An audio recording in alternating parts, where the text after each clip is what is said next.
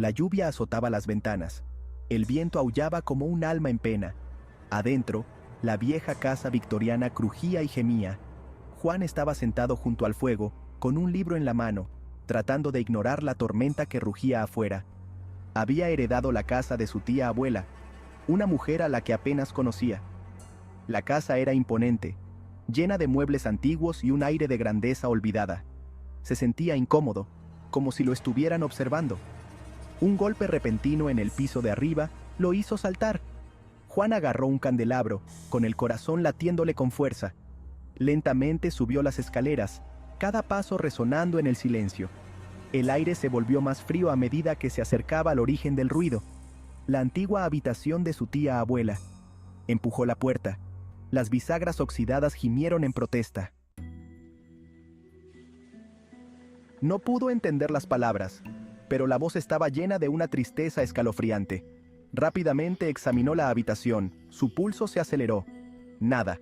Tratando de racionalizar los eventos, se convenció a sí mismo de que era el viento silbando a través de la ventana rota. Aseguró la ventana con tablas lo mejor que pudo, con las manos temblorosas. Se retiró a la supuesta seguridad de su propia habitación, con el espejo metido en su bolso. A pesar del calor del fuego que había encendido, no podía quitarse de encima la sensación de temor que se había apoderado de él. Intentó leer, distraerse, pero los susurros volvieron a empezar. Esta vez parecían más cerca, rodeándolo, burlándose de él.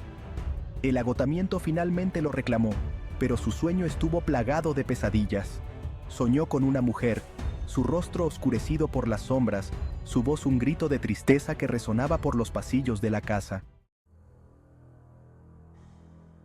Pasó los siguientes días tratando de ignorar los susurros, los extraños sucesos. Los objetos se movían. Las sombras parpadeaban en el rabillo de su visión. Intentó convencerse de que todo estaba en su cabeza.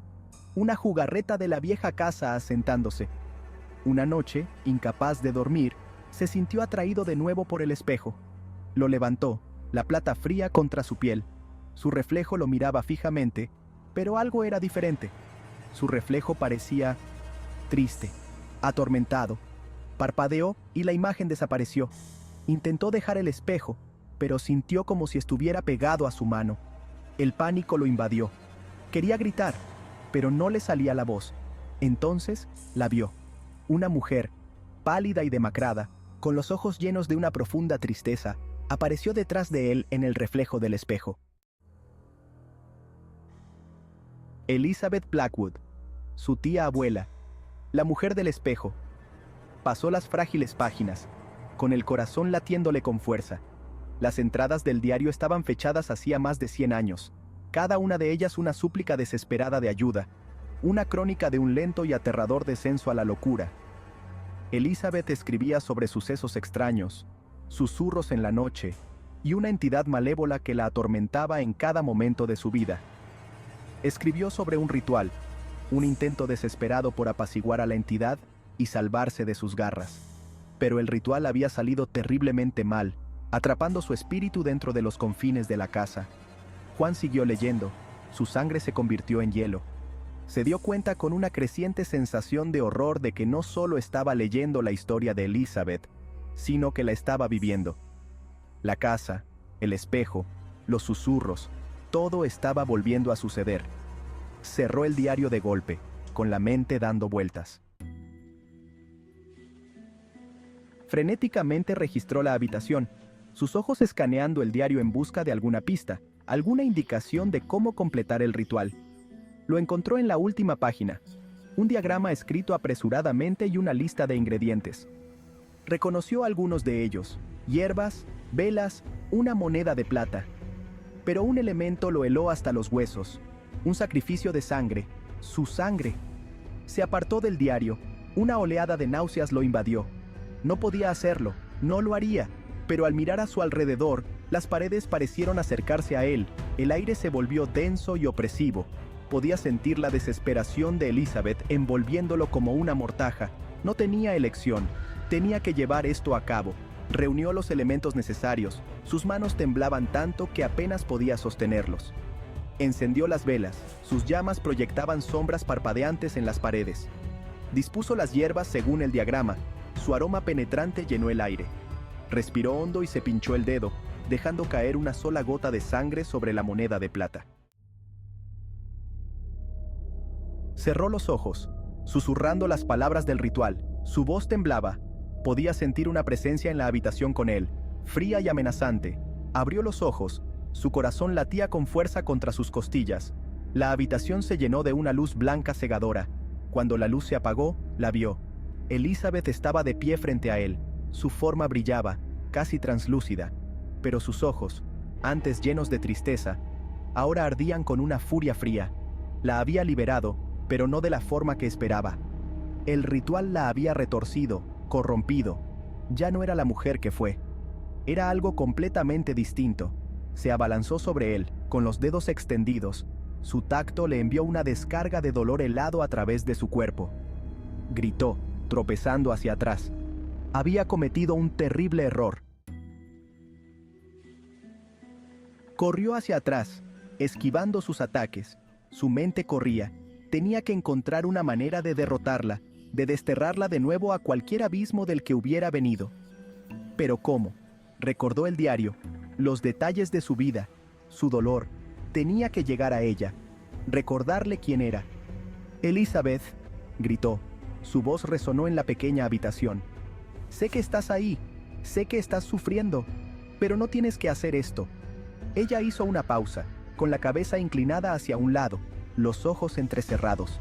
Pudo ver un destello de reconocimiento en sus profundidades, un atisbo de la mujer que una vez fue. «No lo entiendes», siseó, su voz un susurro áspero. «Él me lo quitó todo, mi vida, mi amor, mi cordura.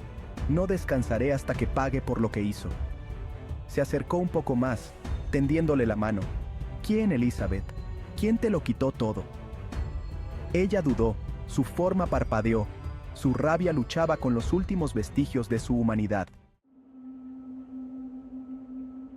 «Mi prometido», susurró, con la voz entrecortada. «Me traicionó, me dejó pudrirme en esta casa. Dijo que no podía soportar la idea de estar atado a una loca». La sangre de Juan se heló. Conocía ese nombre. Lo había visto en el diario.